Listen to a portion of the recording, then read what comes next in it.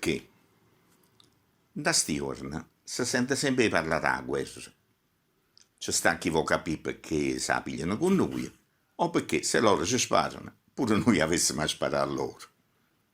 Ci sta chi cerca di trarsi rindò cervelli e gente che accide senza ci pensare due volte, ma non riesce a trovare nessuna risposta.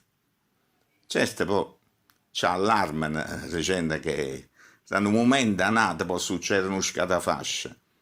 O al contrario, c'è sta chi dice che non serve a tenere paura, che non stanno né in cielo né in terra. E a così mi sono messo a tornare a redere in do tempo e a cercare qualche cosa come oggi.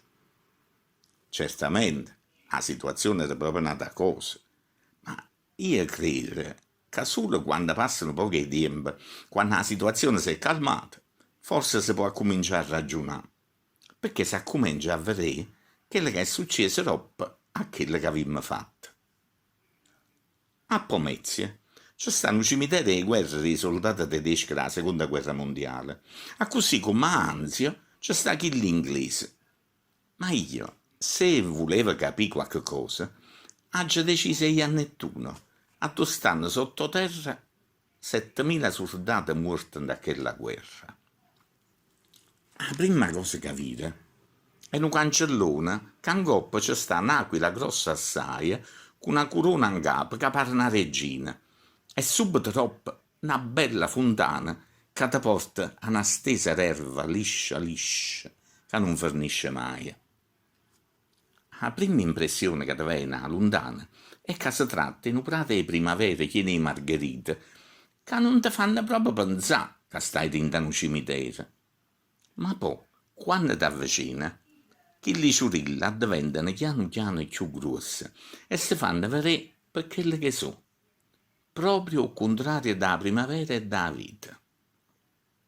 E allora t'adduna che mi si infila con una cura impressionante, spartuta in tanta fila tutto quanto uno uguale all'altro, sono 7.000 lapidi, ognuno con scritto un nome, un grado, a rovena e quando è morto.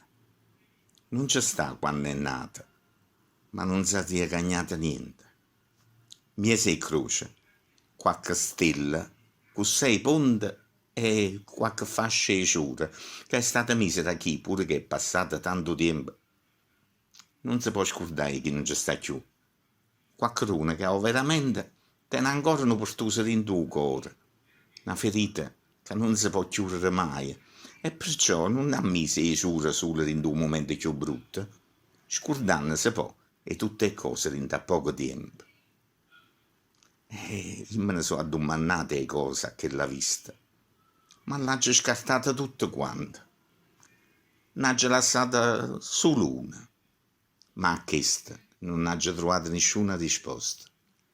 È rimasta solo la domanda. Perché?